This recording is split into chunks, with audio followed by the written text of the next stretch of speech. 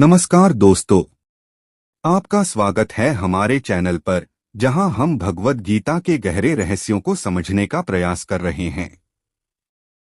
आज हम भाग 5 की ओर बढ़ेंगे, जिसमें हम चर्चा करेंगे अध्याय 5 कर्म संन्यास योग पर। यह अध्याय कर्म और संन्यास के बीच संतुलन बनाने की शिक्षा देता है, जिससे जीवन में सच्ची शांति और मुक्ति प्राप्त की जा सकती है। अध्याय 5 कर्म संन्यास योग। अर्जुन अब भी संशय में है कि क्या कर्म करना ज्यादा महत्वपूर्ण है या संन्यास लेना। वह श्री कृष्ण से पूछते हैं कि कौन सा मार्ग श्रेष्ठ है, कर्म करना या संन्यास लेना। इस पर भगवान श्री कृष्ण उन्हें कर्म और संन्यास के बीच का गहरा संबंध समझाते हैं। श्री कृष्ण कहते हैं कि कर्म और संन्यास दोनों ही मोक्ष के लिए मार्ग हैं, लेकिन कर्म योग का पालन करते हुए बिना किसी आसक्ति के अपने कर्तव्यों को निभाना अधिक श्रेष्ठ है।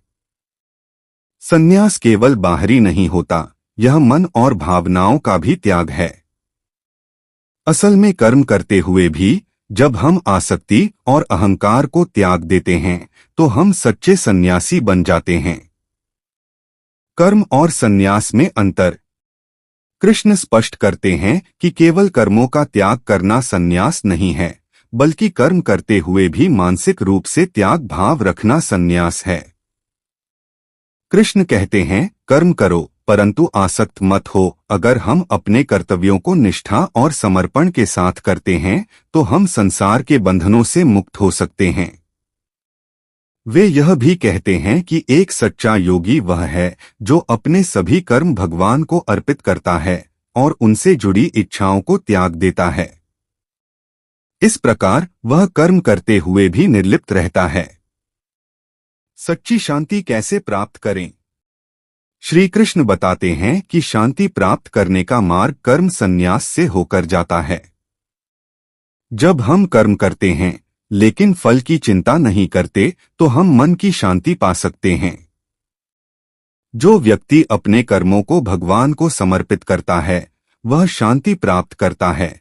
यह हमें सिखाता है कि बाहरी रूप से कुछ त्यागने के बजाय हमें अपने मन के भीतर से आसक्तियों को त्यागना चाहिए। ज्ञान और कर्म का समन्वय।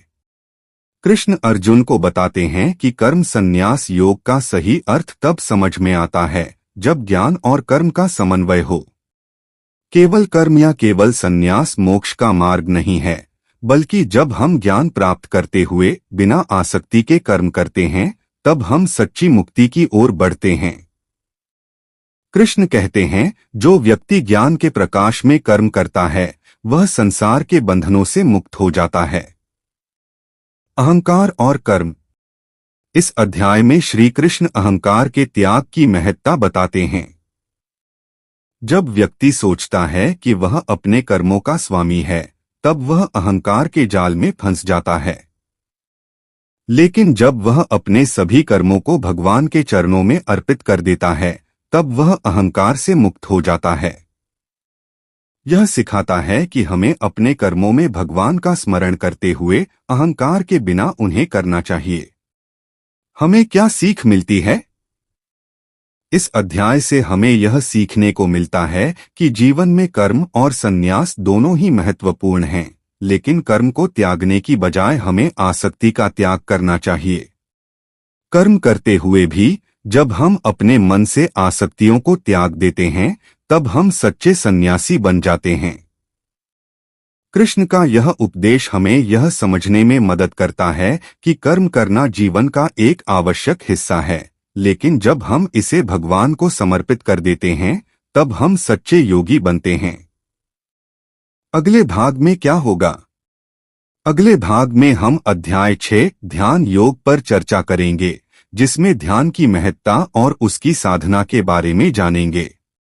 अगर आपको यह वीडियो पसंद आया हो, तो हमारे चैनल को सब्सक्राइब करें और कमेंट में बताएं कि आपको इस अध्याय से क्या सीखने को मिला। धन्यवाद।